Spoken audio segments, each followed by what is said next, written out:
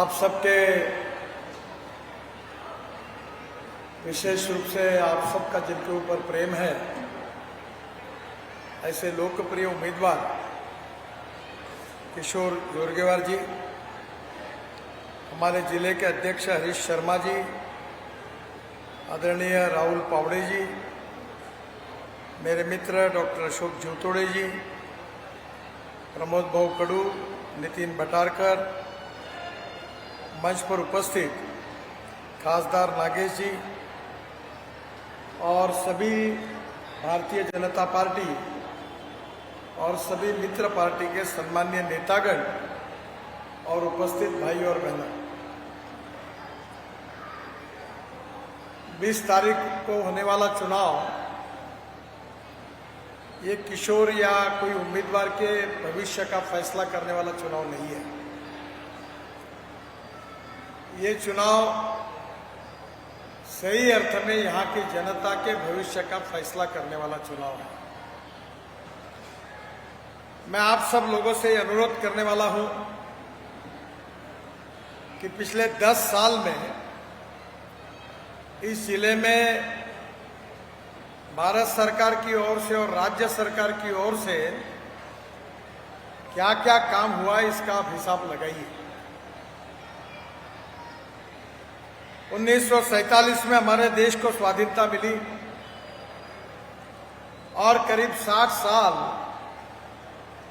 Congress party को शासन करने का अवसर मिला। जब बैलजोड़ी थी, लोगों ने बैलजोड़ी को चुन के दिया, फिर गाय बछड़ा आया, गाय बछड़े को चुनकर दिया, फिर पंजा आया, पंजे पे लोगों ने वोट दिए। कांग्रेस ने कभी 20 कलमी, 40 कलमी, 5 कलमी, 8 कलमी कार्यक्रमों की घोषणा की, गरीबी हटाओ का नारा दिया, पर किसानों की गरीबी नहीं हटी, मजदूरों की गरीबी नहीं हटी, कोई गांव के हमारे झुकी झोपड़ी में रहने वाले गरीब लोगों की गरीबी नहीं हटी। केवल गरीबी अगर दूर हुई तो कांग्रेस पार्टी के नेताओं की, चेले चपाटों की और चमचों की गरीबी जरूर हुई। किसी को मेडिकल कॉलेज मिला, किसी को इंजीनियरिंग कॉलेज मिला, किसी को डीएड बीएड कॉलेज मिला और कहीं प्राथमिक स्कूल मिली। और टीचर का अर्धा पगार तुम लो, अर्धा हम लेंगे, ऐसी रोजगार हमें पूरे महाराष्ट्र में सब जगह चल रही थी। जो जो नीतियां कांग्रेस पार्टी ने अपनाई थी, उसके कारण देश का सत्यानाश हुआ। ये मजदूर क्षेत्र है, आप समझ सकते हैं कि मैं आज भारत सरकार के ऐसे कमेटी का अध्यक्ष हूं कि ये अनेक सीमेंट कंपनियां हैं, इंडियन एयरलाइंस, एयर इंडिया है, गोल्ड की माइन है, अनेक जगह पर घाटा भरा हुआ है। मुझे इस बात का दुख है, कांग्रेस पार्टी में के कार्यकाल में कर्नाटक में गोल्ड माइन शुरू हुई, वो भी घाटे में गई। होटल शुरू किए, दिवाला पीट चुके। माइन शुरू किया, नुकसान हुआ। एयर इंडिया शुरू हुआ, 70,000 करोड़ का घाटा है। सरकार की प्रतिमा ऐसे विषकन्या जैसे बनी कि जहां हाथ लगाया वहां सत्यानाश हो गया। पंडित जवाहरलाल नेहरू देश के प्रधानमंत्री थे और रशिया के विचारधारा का उनके ऊपर प्रभाव था। और आज इस 60 साल में जो जो कांग्रेस ने नीतियां अपनाई, उसके तरह पूरे देश में असफलता मिली। जब 10 साल में मोदी जी के नेतृत्व में हमारी सरकार आई तो हमने पब्लिक प्राइवेट इन्वेस्टमेंट को बढ़ावा दिया और आज देश की तस्वीर बदल चुकी है। केवल नेशनल हाईवे में मैं चंद्रपुर जिले में 10,000 करोड़ रुपए के काम कर चुका हूं। 10,000 करोड़। किशोर मेरे पास चंद्रपुर से शहर के अंदर से जाने वाले फ्लाईओवर की बार बार मांग करता है। मैं आपको बताऊंगा, इलेक्शन होने के बाद मैं इस फ्लाईओवर को मंजूरी दूंगा, ये आपको विश्वास देना चाहिए। हमारे देश में अगर इंफ्रास्ट्रक्चर अच्छा डेवलप हुआ तो उद्योग और व्यापार बढ़ने वाला है। इंफ्रास्ट्रक्चर यानी क्या है? Water, power, transport and communication. ये चार बातें जहां होगी वहां उद्योग और व्यापार बढ़ता है, और ये चार बातें जहां होगी वहां कृषि क्षेत्र का भी विकास होता है। कृषि क्षेत्र के लिए पानी चाहिए, बिजली चाहिए, और विशेष रूप से अच्छा सीड चाहिए, नर्सरी अच्छी खोलकर प्लांट चाहिए, कृषि माल पर प्रक्रिया करने वाले उद्योग चाहिए। आज हमारे देश में बड़े प्रमाण पर आबादी शहर की ओर जा रही है। एक समय 90% लोग गांव में रहते थे, पर आज बड़े प्रमाण पर शहर की तरफ जा रहे हैं।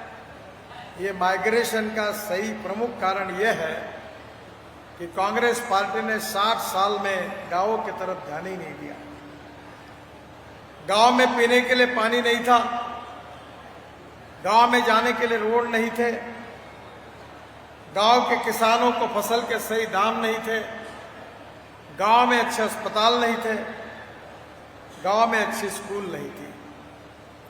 स्कूल की बिल्डिंग है तो टीचर नहीं, टीचर है तो बिल्डिंग नहीं, दोनों है तो विद्यार्थी नहीं, और तीनों है तो पढ़ाई नहीं। दवाखानों की हालत ऐसी बनी थी कि डॉक्टर है तो नर्स नहीं, नर्स है तो डॉक्टर नहीं, दोनों है तो दवाई नहीं, और तीनों है तो कौन मरने के लिए जाए, ऐसे दवाखानों की हालत। मैं लॉ पढ़ रहा था, मुझे कहा कि तुम्हारे खेती पर डेयरी शुरू करो। मैंने 4 गाय और 2 भैंसें ली और दूध का धंधा शुरू किया। पहले इसमें तो दूध मिल गया, पर जब गाय खाली हुई तब गांव में ऐसी स्थिति थी, अब गाय गर्म होती थी तो सांड ढीला पड़ जाता था, और जब गाय गर्म होती थी तो गांव का डॉक्टर गायब हो जाता था।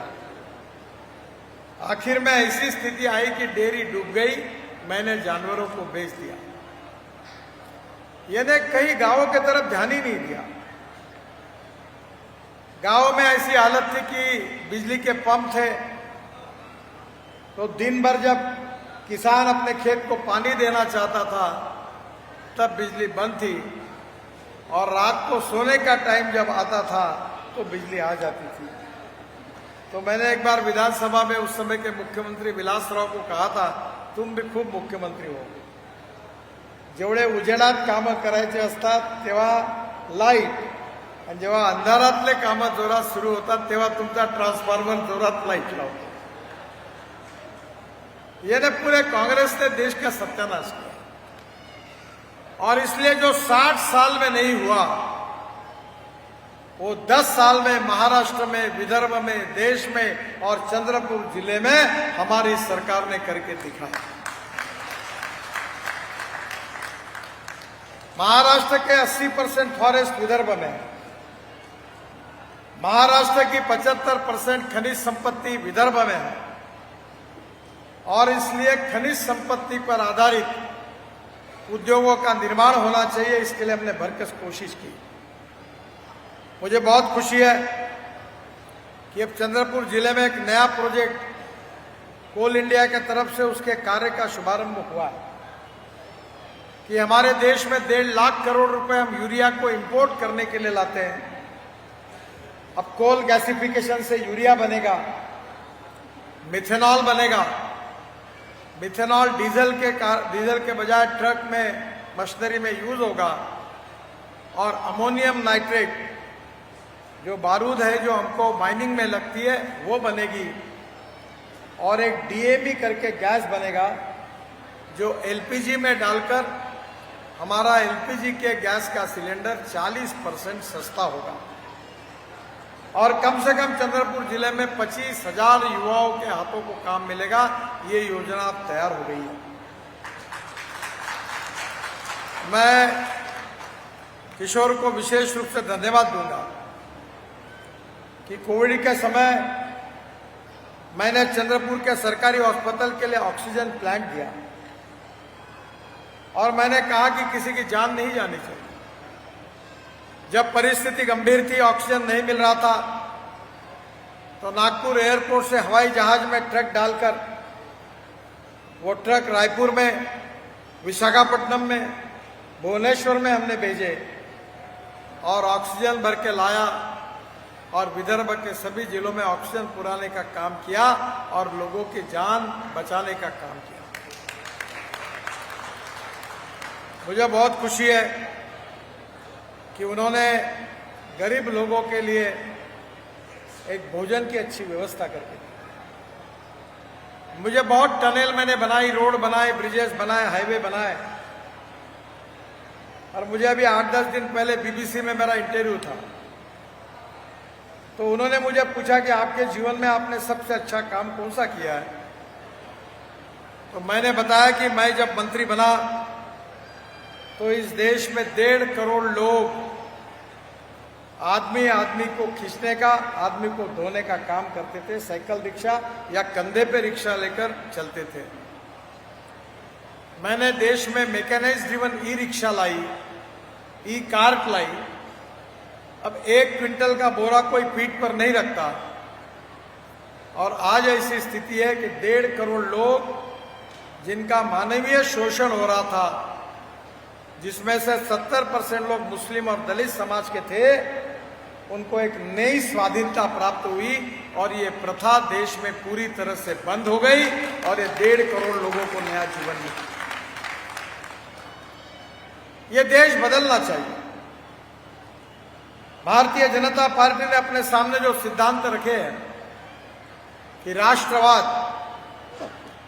ये राष्ट्र हमारी मातृभूमि है, ये राष्ट्र हमारे लिए सर्वोपरि है, तो राष्ट्रवाद हमारा आत्मा है और राष्ट्र को सुखी, समृद्ध और संपन्न बनाना है तो हमें निश्चित रूप से गुड गवर्नेंस एंड डेवलपमेंट, सुशासन और विकास, ये हमारा उद्देश्य है। और पंडित दीनदयाल उपाध्याय जी ने जो हमें अंत्योदय का विचार दिया है कि जो समाज में आखिरी पायदान पर खड़ा है, जो सामाजिक, आर्थिक, शैक्षणिक दृष्टि से पिछड़ा हुआ है, जिसके पास खाने के लिए रोटी नहीं है, शरीर पर कपड़ा नहीं है, रहने के लिए घर नहीं है, उस दरिद्र नारायण को हम भगवान माने और उसकी हम निरंतर सेवा करते रहे और जिस दिन उस व्यक्ति को रोटी, कपड़ा और मकान मिलेगा उसी दिन हमारा कार्य पूरा होगा, ऐसा हम समझेंगे। ये पंडित दीनदयाल उपाध्याय जी का सामाजिक आर्थिक चिंतन, अंत्योदय, हमारे जीवन का मिशन है। केवल राज बदलना ये मकसद नहीं है, समाज बदलना ये मकसद है। और इसलिए बहनों और भाइयों, इस समाज का जातिवाद, छुआछूत, अस्पृश्यता समूल नष्ट करने का हमने संकल्प किया है। पिछले चुनाव में कांग्रेस पार्टी के नेताओं ने जहरीला और झूठा प्रचार किया। उन्होंने आपको कहा कि ये भारतीय जनता पार्टी चुनकर आएगी तो बाबा साहब का संविधान बदल देगी। हम न बाबा साहब का संविधान बदलने वाले हैं, न बदलेंगे, न किसी को बदलने देंगे, ये बात हमने तय की। मैं कानून का विद्यार्थी हूं, लॉ ग्रेजुएट हूं और मुझे संविधान का पेपर था फाइनल लॉ में और उसमें 4 पार्ट थे संविधान के। जो पहला पार्ट था मूलभूत तत्वों का, उसके बारे में सुप्रीम कोर्ट में केस हुई थी और उस केस में सुप्रीम कोर्ट के चीफ जस्टिस और उनके साथ 10 न्यायमूर्ति थे सुप्रीम कोर्ट के। उन्होंने एक निर्णय दिया है कि salient features of the constitution can not be change. घटना जो बनी है उसके मूलभूत तत्व बदल नहीं सकते। ये मूलभूत तत्व क्या है? ये मूलभूत तत्व है लोकतंत्र, समाजवाद, धर्मनिरपेक्षता, fundamental right, freedom of speech. कोई भी प्रधानमंत्री बने, किसी भी पार्टी की सरकार आए, पर संविधान के मूलभूत तत्व जो बाबा साहब ने दिए हैं वो कोई बदल नहीं सकता, किसी की बदलने की ताकत नहीं, और हमारे कानून में वो परमिशन भी नहीं है। जो 3 पार्ट है वो पार्लियामेंट में 2/3 मेजोरिटी से बदल सकते हैं, एक्ट के रूप में है। पर इसी संविधान को 1975 में जब इमरजेंसी लगी, उसके बाद में इलाहाबाद हाईकोर्ट में इंदिरा जी चुनाव की केस हार गई, तब यही कांग्रेस पार्टी ने संविधान की धज्जियां उड़ाई, संविधान को तोड़ मरोड़ कर रखा और तोड़ मरोड़ कर रखकर बाबा साहब का अपमान किया। वही कांग्रेस पार्टी के नेता संविधान को हाथ में लेकर लोगों को गुमराह करने की कोशिश कर रहे। बाद में 77 में जब जनता पार्टी आई तो हमने उस संविधान को सुधारा, और जो दुरुस्तियां की थी उसको रद्द की। ये काम जनता पार्टी ने किया। जिस पार्टी ने संविधान को तोड़ मरोड़ कर रख दिया, जिस पार्टी ने संविधान की धज्जियां उड़ाई, वही पार्टी वाले आज संविधान की बात करके लोगों को गुमराह करने की कोशिश कर रहे हैं। मुस्लिम समाज को बताते हैं कि ये भाजपा वाले बड़े खतरनाक है, ये चुनकर आएंगे तो आपको कटवा देंगे, पाकिस्तान भिजवा देंगे, और सुरक्षित रहना तो पंजे पर मोहर लगा। बहनों और भाइयों, हमारी 67 योजनाएं भारत सरकार की है। उज्ज्वला योजना में 9.5 करोड़ लोगों को गैस का सिलेंडर और सिगड़ी हमने देने का काम किया। आयुष्य योजना में गरीबों को मदद की। महाराष्ट्र सरकार ने लाडली बहन योजना लाई। क्या कोई योजना में ऐसा लिखा है कि दलित और मुसलमान इसमें अर्जा न करें? ऐसा लिखा है कहीं? कहीं नहीं लिखा। जो योजना बनी है सबका फायदा हिंदुओं को, मुसलमानों को, बौद्ध, शेड्यूल कास्ट, आदिवासी सबको मिल रहा है। हमने कभी भेदभाव नहीं किया। हमने जात, पंथ, धर्म, भाषा के आधार पर किसी को डिस्क्रिमिनेट नहीं किया। सबका साथ, सबका विकास, सबका प्रयास और सबका विश्वास, ये सूत्र लेकर काम किया।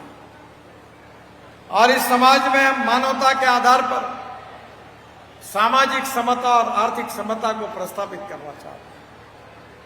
हम अपने व्यक्तिगत जीवन में जातीयवाद और सांप्रदायिकता का कभी आचरण नहीं करते। मैं भी आपके आशीर्वाद से लोकसभा में चुनकर आया। मैंने लोगों को कहा कि नागपुर की जनता मेरी है और मैं जनता का हूं, पूरी जनता मेरा परिवार है, वो सब एक ही है। और इसलिए जात, पंथ, धर्म, भाषा के आधार की राजनीति हमने कभी नहीं की। क्या हम बाबा साहब अम्बेडकर जी की जात पूछते हैं? छत्रपति शिवाजी महाराज की जात पूछते हैं? महात्मा ज्योतिबा फुले की जात पूछते हैं? राजर्षि शाहू महाराज की जात पूछते हैं? क्या हमारे अनेक संत हुए, ज्ञानेश्वर महाराज, तुकाराम महाराज, तुकडोजी महाराज, गजानन महाराज, इन सब संतों के बारे में कभी हम उनकी जात पूछते हैं? नहीं पूछते। क्योंकि हमारा संस्कार ये है कि कोई भी व्यक्ति जात से नहीं, उसके कार्यों से और उसके गुणों से बड़ा होता है। और इसलिए इस जातीयता और सांप्रदायिकता को समूल नष्ट करना चाहिए। और चुनाव ऐसा मौका है कि ये चुनाव किशोर के भविष्य का फैसला करने वाला नहीं है, ये आपके भविष्य का फैसला करने वाला चुनाव है। आप कोई होटल में जाते हो तो ये देखते हो क्या मेरे जात वाला होटल है, तब आपको अच्छी टेस्ट जहां लगती है वहां घुसते हो। जब आपको हार्ट का ऑपरेशन करना पड़ता है तब पूछते हो क्या मेरे जात वाला इस क्या कर लेता हूं? नहीं, तुमको कोई भी डॉक्टर चलता बोलते अच्छा डॉक्टर चाहिए। फिर चुनाव में ऐसा क्यों करते हो? चुनाव में भी अगर सही उम्मीदवार होगा तो इस घुग्गुस विधानसभा क्षेत्र का, चंद्रपुर विधानसभा क्षेत्र का पूरा तकदीर और भविष्य बदल जाएगा, ये मेरा विश्वास है। किशोर बहुत अच्छा कार्य करता है और आपने लगातार उसको प्रेम दिया है। पहले इंडिपेंडेंट था, अब भाजपा में है, और मैं आपको विश्वास से बता रहा हूं, इंडिपेंडेंट था तभी इतने काम हुए, अब तो भाजपा में है। भारत सरकार का इंजन है, महाराष्ट्र सरकार का इंजन है। किशोर डब्बे में बैठा है, फर्स्ट क्लास में, एसी चेयर कार में। और ये गाड़ी मैं आपको बताता हूं, ये बुलेट ट्रेन चंद्रपुर के विकास की ये 2 गुना 3 गुना ज्यादा गति से दौड़े बिना नहीं रहेगी। 100 बीमारी का एक ही इलाज है, कमल के बटन दबाइए और किशोर को चुनकर लाइए। कोई चिंता मत करिए, उसके गारंटर हम हैं। और ये चुनकर आने के बाद जितने काम बता रहा है, सब काम हम निश्चित रूप से करके देंगे और चंद्रपुर जिले को महाराष्ट्र का नंबर 1 का प्रगतिशील, समृद्ध, संपन्न जिला बनाएंगे, ये मेरा विश्वास है। और इसलिए मुझे कोई संशय नहीं है कि यहां निश्चित रूप से रिकॉर्ड ब्रेक मार्जिन से किशोर चुनाव जीतने वाला है, निश्चित रूप से जीतने वाला। और मैं आपसे यही प्रार्थना करने के लिए आया हूं, तो जीतने तो वाला ही है, पर आप ऐसा लीड दीजिए कि महाराष्ट्र में रिकॉर्ड ब्रेक करके नंबर 1 पर पहुंचाइए। बाकी सब उम्मीदवारों का डिपॉजिट जब्त करके किशोर को जिताइए, ये कहने के लिए मैं आपके पास आया हूं। मुझे और 4 सभाएं नागपुर में 6 बजे से है और इसलिए समय की कमी है। मैं आप सबको बहुत बहुत धन्यवाद देता हूं, आपके आभार मानता हूं। और मेरे साथ जोर से कहिए, भारत माता की, भारत माता की, भारत माता की। धन्यवाद, नमस्कार।